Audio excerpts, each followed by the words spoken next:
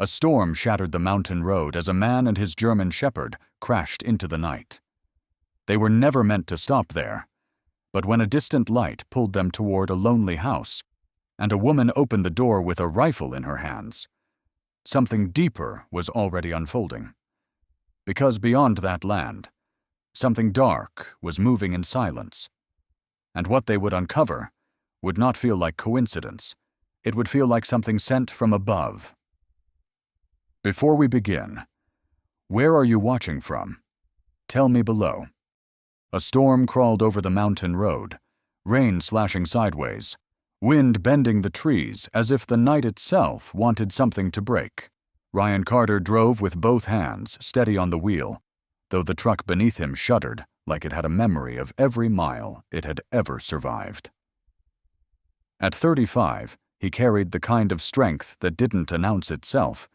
Broad shoulders beneath a worn green long-sleeve shirt with camouflage sleeves, a powerful chest, movements precise, controlled. His dark brown hair was cut short in a military style, a faint stubble shadowing a sharp jawline, his eyes calm, but never still. Years in the SEAL teams had carved something into him that never left, an instinct to read danger before it spoke. He lived now without roots, moving from place to place, sleeping in the back of his truck, taking whatever honest work came his way. It wasn't a life people admired, but it was a life that kept one promise. He never abandoned what depended on him. Beside him sat Max, a 6-year-old German shepherd with a black and tan coat darkened by rain, his ears upright despite the cold, amber eyes alert, disciplined. Max didn't whine, didn't panic. He had been trained to endure, and like Ryan, he understood that silence was often survival. The road curved too sharply. The tires lost grip. The world turned sideways in a single unforgiving second. Metal screamed. Glass cracked. The truck slammed into a dead tree, the impact knocking the breath out of Ryan's lungs. For a moment there was nothing but ringing silence and rain pounding the roof like a drum. Ryan exhaled slowly. Still alive. He turned his head. Max. The dog shifted, a low breath escaping him, but he was conscious. Blood, minor but visible, lined one foreleg.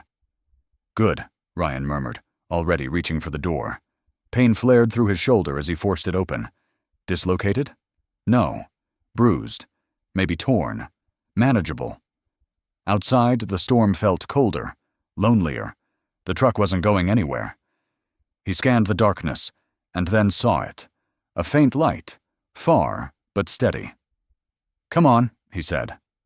Max rose without hesitation. They moved through mud and wind, two figures swallowed by the night, guided only by that distant glow. It wasn't hope. Not yet. But it was something. The house stood alone, wooden, weathered, built not for comfort, but for survival. A single light burned inside, warm against the storm's cruelty. Ryan stepped onto the porch and knocked. Once, twice. The third knock never landed. The door opened just enough for the barrel of a hunting rifle to appear, then the woman behind it. She stood firm, feet planted, shoulders squared, not tall, but unyielding. Early 30s, perhaps, lean build, strong in the way of someone who worked with her hands, not in gyms. Her brown hair was tied back loosely, strands escaping and clinging to her damp skin. Her face wasn't soft. It was sharpened by time, by loss. Pale skin, marked faintly by sun and wind, and eyes, clear, steady, and tired in a way that spoke of years spent holding ground alone. "Who are you?" she asked. Her voice didn't tremble. Ryan didn't move closer. "Name's Ryan. Truck's wrecked down the road. Just need a place to stay until the storm passes." The rifle didn't lower. Her gaze shifted. To Max. The dog stood still, head slightly lowered, not submissive, not aggressive. Waiting. Reading her. Something in that silence passed between them. A calculation. Then, slowly, she lowered the weapon. "Inside," she said.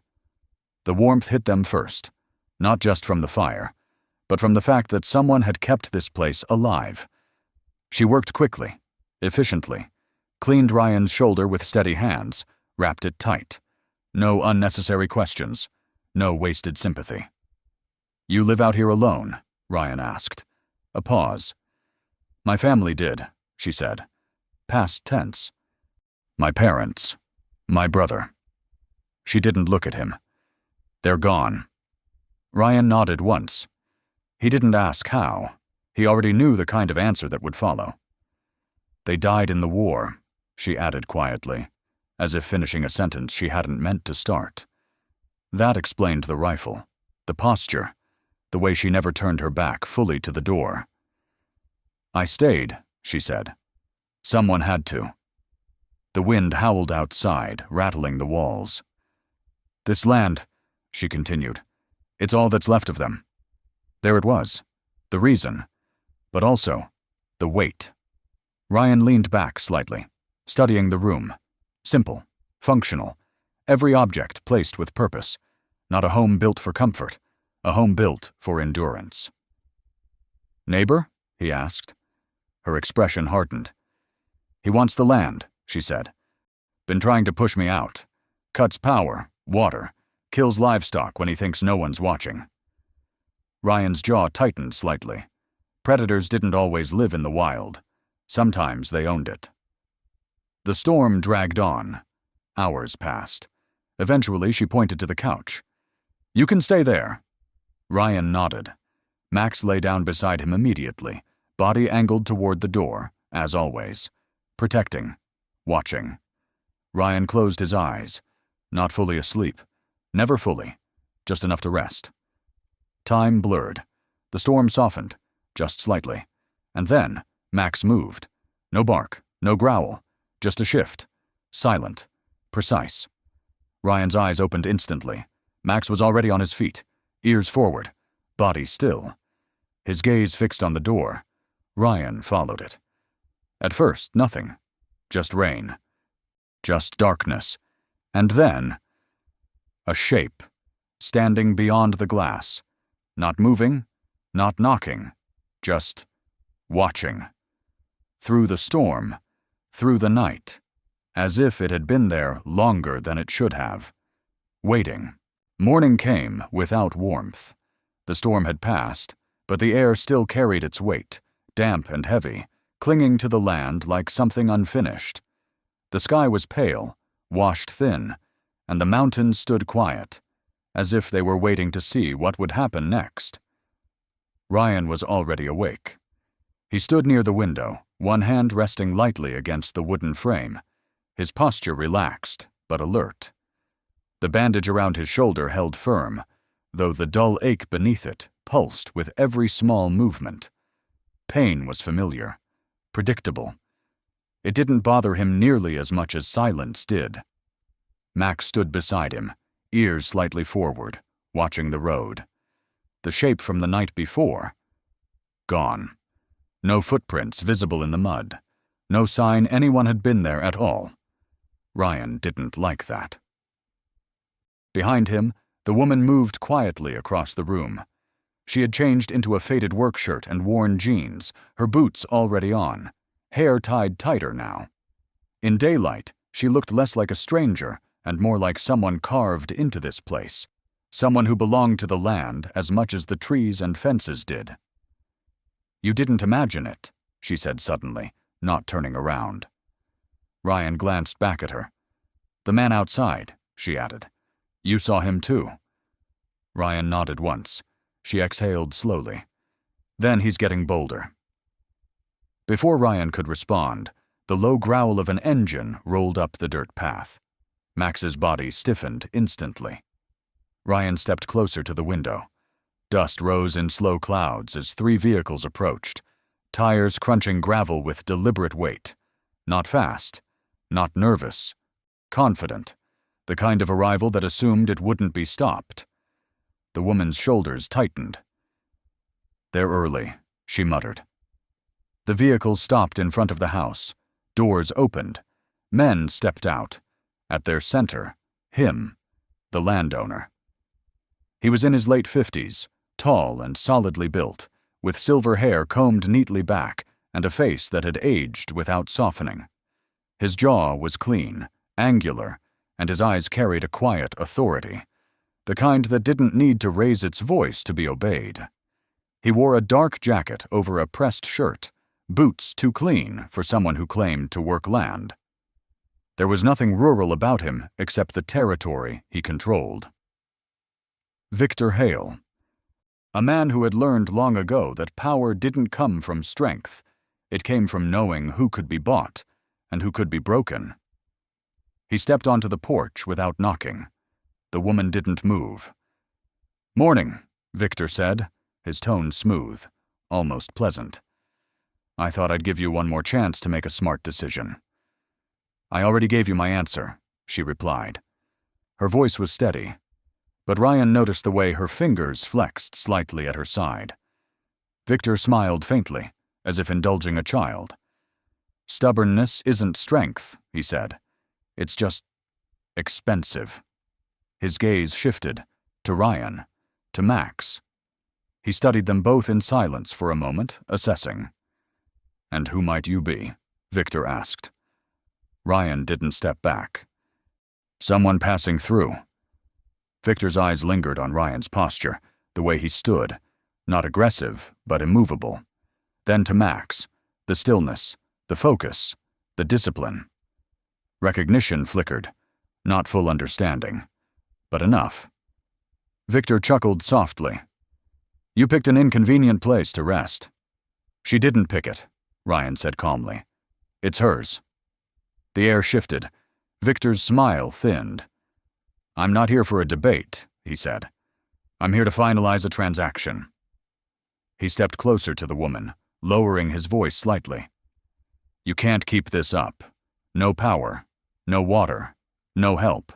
This place is dying, and you're standing in the middle of it pretending it's still alive." "It's not for sale," she said again. Victor sighed, as though disappointed. "Then you're forcing me to take measures neither of us will enjoy." One of the men behind him stepped forward, a large, heavy-set man with a shaved head and thick beard, his posture aggressive, eyes already scanning for weakness. Another followed, thinner, nervous, glancing between Ryan and the woman as if calculating risk. Ryan stepped forward, not fast, not threatening, just enough to stand between them. "Conversation's over," Ryan said. The bearded man smirked. "You sure about that?" He lunged first. A mistake. Ryan moved before the motion fully formed, sidestepping, redirecting, his injured shoulder barely slowing him. The man stumbled past him, crashing into the porch railing with a grunt. The thinner man hesitated. That hesitation cost him. Max moved. Not wild. Not reckless. Precise. He launched forward, jaws locking onto the bearded man's forearm just as the man tried to recover. The bite wasn't chaotic. It was controlled, targeted, enough to disable without tearing. The scream that followed shattered the morning. Victor's expression changed. Not fear, but something colder.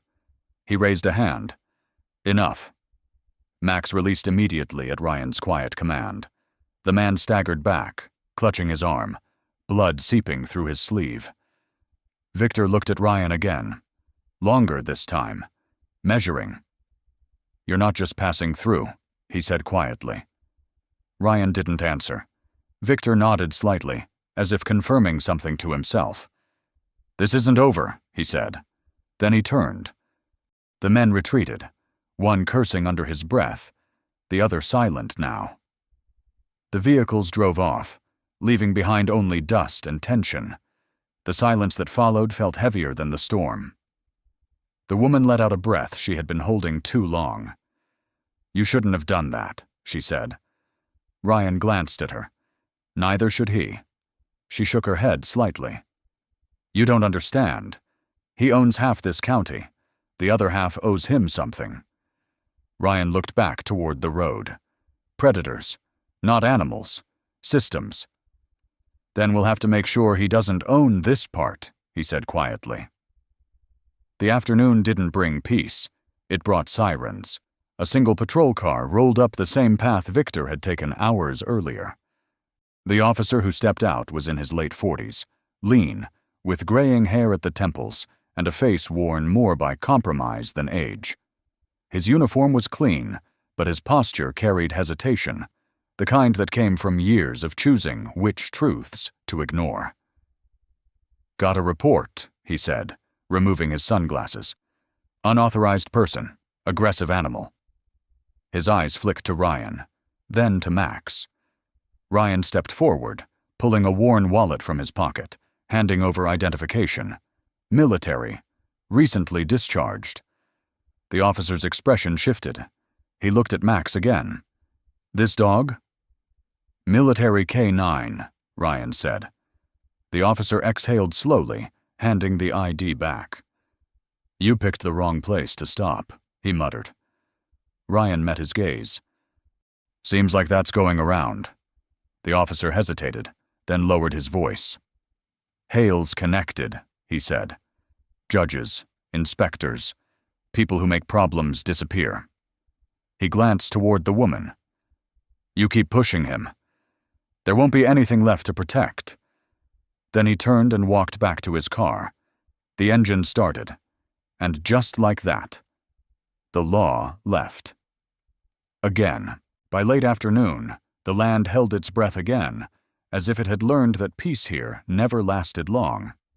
The sky had cleared, but the air remained tense, stretched thin between what had happened and what was still coming.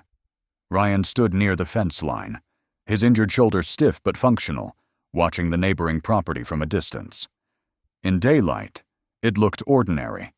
Fields, storage barns, a few scattered vehicles. Too ordinary. The kind of place that worked hard to appear unremarkable.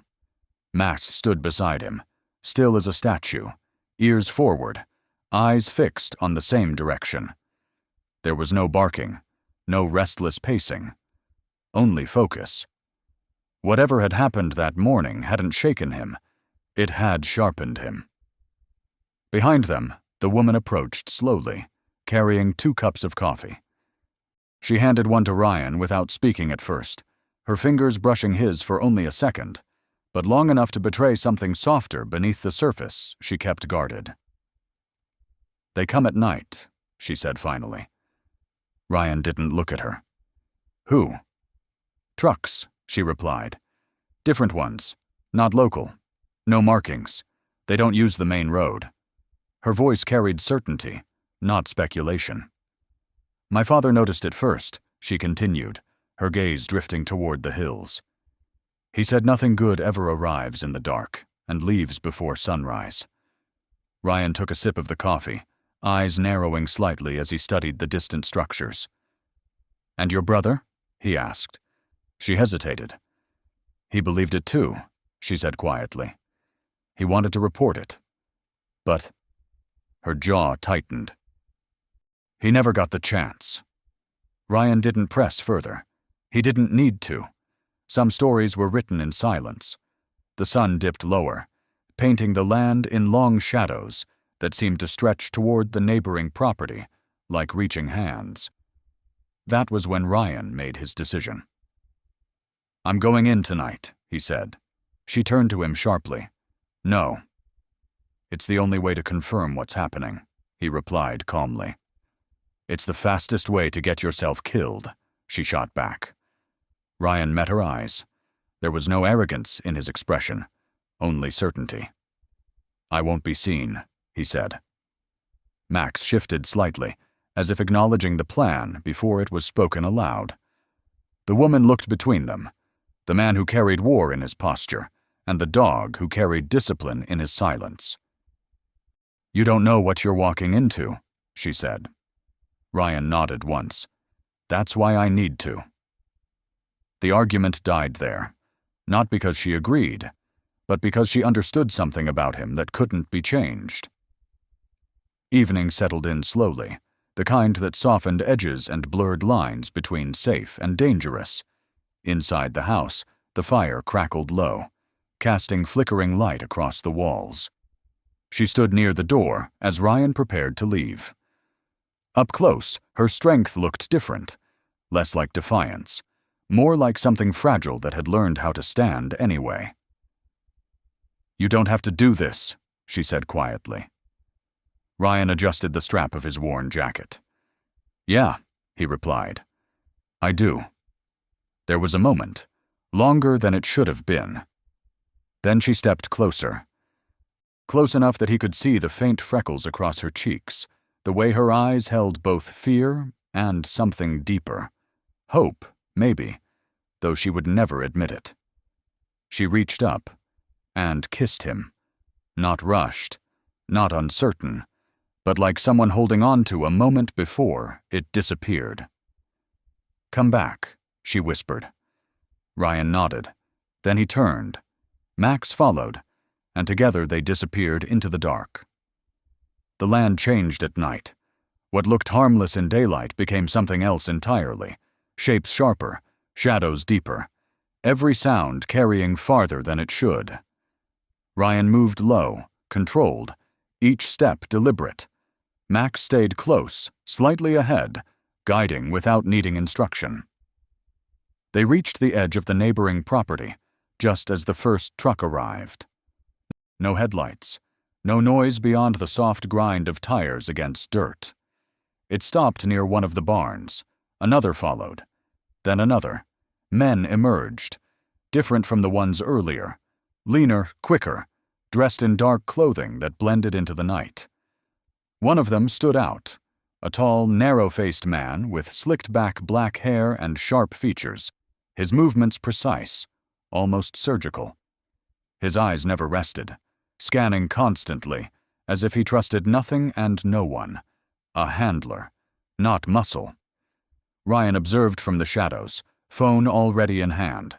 Cameras out, evidence first, action later. Crates were unloaded, heavy, carefully handled. One cracked open just enough under dim light to reveal tightly packed, white-wrapped bundles. Ryan's expression didn't change. But inside, the answer settled. Drugs, large scale, organized. He took photos, videos, zoomed in, clear enough to matter. Then he moved closer. Max followed, silent as breath. They reached the side of a truck, close enough to hear voices. "Move faster," the sharp-faced man snapped. "We're behind schedule." Ryan slipped a small package from one of the crates, securing it quickly. Proof. Enough to bring down more than just one man. He turned, ready to leave. Then a sound. Too close. Too late. "Hey!" A flashlight snapped on. Blinding. "Someone's here!" The night exploded into movement. Ryan ran, not blindly, directed. Max surged ahead, leading, weaving through terrain only instinct could map. Voices shouted behind them. Footsteps closed in. Gunmetal clicked. Ryan didn't look back. The ground shifted beneath his boots, mud slick, unstable. The edge came without warning. One step, then nothing. The world dropped away. For a split second, time stretched. Rain hitting his face, Max's silhouette above, the sky a dark blur. Then, impact. Branches. A violent crack. Something broke his fall. Pain surged through his body, stealing breath but not consciousness. He rolled, then slid. Water roared beneath him, cold, fast, relentless. Above, the voices stopped at the edge. "He's gone," someone said. "Nothing survives that drop." Max stood at the cliff, frozen. A sound tore from him, raw, broken, nothing like the controlled silence he had carried all his life. Then, darkness, a heavy strike. The world above disappeared. Morning arrived without mercy. The storm had washed the sky clean, but the land beneath it felt hollow, as if something essential had been taken during the night and not returned. She hadn't slept. Not really. The fire had burned low to ash, the room still carrying the faint warmth of the night before. But the silence now felt heavier than the storm ever had. Every sound, the creak of wood, the distant wind brushing across the hills, echoed with absence. She stood by the window, arms wrapped around herself, eyes fixed on the distant ridge where the land dropped away into darkness. He should have been back by now. That was the thought she kept returning to, not because it was logical, but because it was the only thing holding her upright. Her name was Claire Whitman, though no one had called her by her full name in years. She was in her early 30s, tall in a quiet, understated way, her frame lean from work rather than exercise. Her brown hair was pulled into a tight knot now, practical, controlled, and her pale skin carried faint marks of sun and wind, proof of a life lived outside, not behind walls. There had once been softness in her, something open, trusting. But loss had reshaped it, not removed it, just buried it beneath layers of resilience.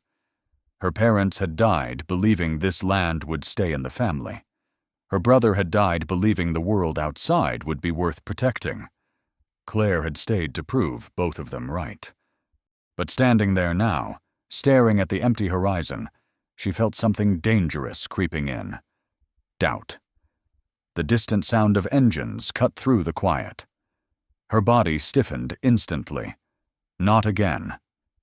3 vehicles approached, just as they had the day before.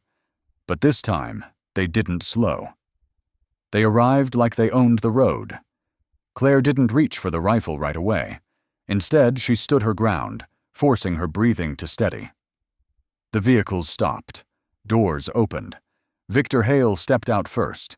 He looked exactly the same. Composed, controlled, dressed like a man who didn't belong to the dirt beneath his boots. But there was something different in his eyes now. Patience had run out. Behind him, his men moved with less restraint than before. One of them dragged something heavy from the back of a truck, a large canvas sack, darkened, wet. Claire's stomach tightened, but she didn't move. Not yet. Victor walked up the steps, holding a leather folder under his arm. "The final offer," he said smoothly, placing it on the table inside without waiting for permission. He opened it. A fresh contract, clean, unmarked, as if nothing that had happened before mattered. "As I promised," he continued, his voice low, almost reasonable. "A fair price. Enough for you to leave this place behind and start somewhere new. Somewhere easier." Claire didn't even glance at it.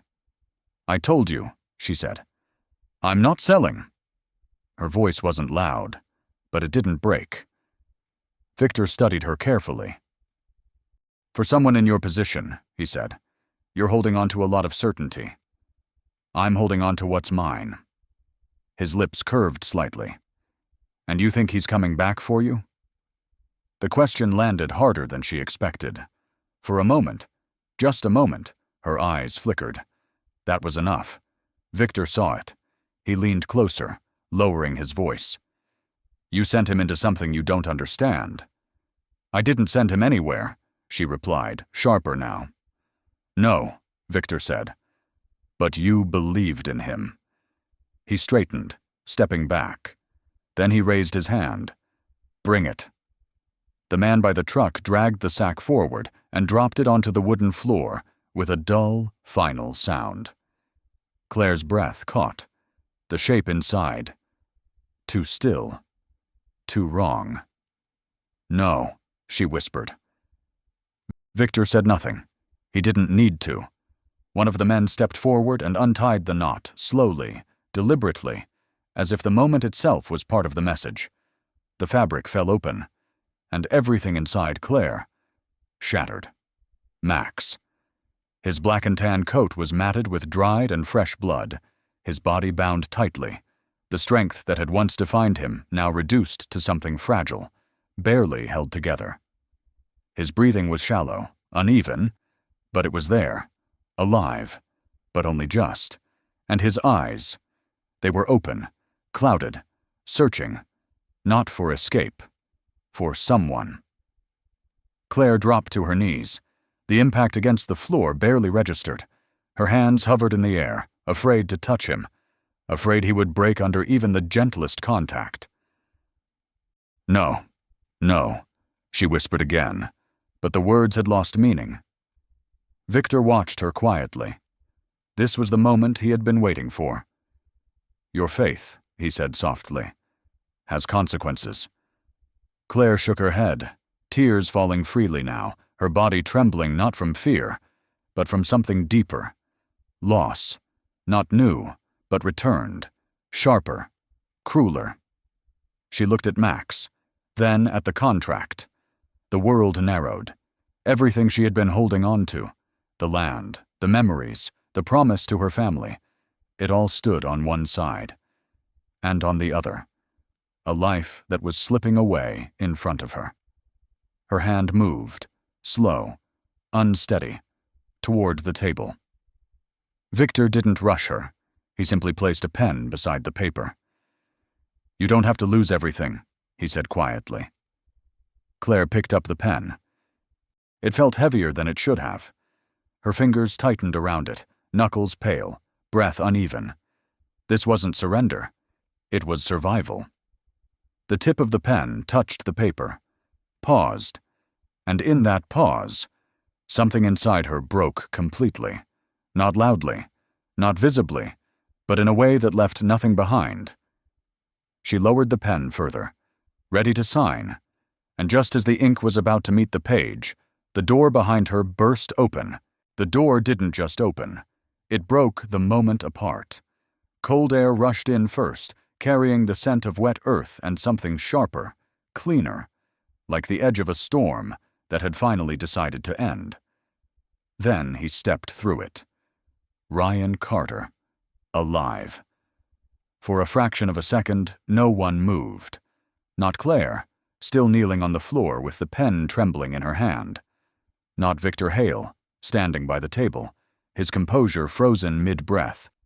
Not even the men behind him, whose confidence had always depended on knowing how things ended. Ryan looked different, not weaker, not broken, but marked. His clothes were soaked, torn in places, darkened by dried mud and water. A faint streak of blood ran along his temple, his shoulder bandage replaced by a rough, hastily tied wrap that spoke of survival, not comfort. His posture remained steady, shoulders squared, stance grounded, but there was a quiet tension in him now, like a man who had already crossed a line and come back with something he wasn't meant to carry. Behind him, vehicles rolled into the yard, not the ones from before. Black, unmarked, purposeful. Doors opened in unison. Men stepped out, different from Victor's, disciplined, measured. Their movement spoke of authority that didn't need to be announced. At the front was a man in his early 40s, tall and lean, his build wiry rather than bulky, like someone who relied on endurance more than force.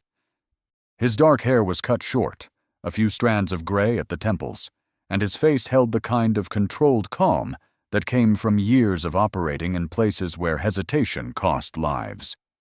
His eyes were sharp, observant, taking in everything at once. Agent Daniel Reeves, Federal Narcotics Task Force. He didn't raise his voice. He didn't need to. Victor Hale, he said, stepping forward. You're under federal investigation for trafficking and distribution of controlled substances. Silence followed. Heavy, unavoidable. Victor recovered first. Of course he did. Men like him always believed in second chances, especially when they had bought the first one. You're making a mistake, Victor said smoothly. This is private property. You have no jurisdiction here. Daniel Reeves didn't react. Instead, his gaze shifted briefly to Ryan. A small acknowledgement, then back to Victor. We have more than jurisdiction, Daniel replied calmly. We have evidence. Ryan stepped forward, not toward Victor, but toward Claire. He knelt beside her, one knee hitting the floor with a quiet thud that somehow grounded everything else. I'm here, he said. Simple. Steady. Real. Claire stared at him. For a moment she didn't move, didn't breathe. Her mind hadn't caught up to what her eyes were seeing. You, she whispered, her voice breaking under the weight of disbelief. You fell. Ryan nodded slightly. Caught a tree on the way down. Slowed me enough. Not luck, not entirely. Training, instinct, and maybe something else. He reached gently for Max, his hand careful as it rested against the dog's neck. Max stirred. Barely. But enough. His eyes shifted. Focused.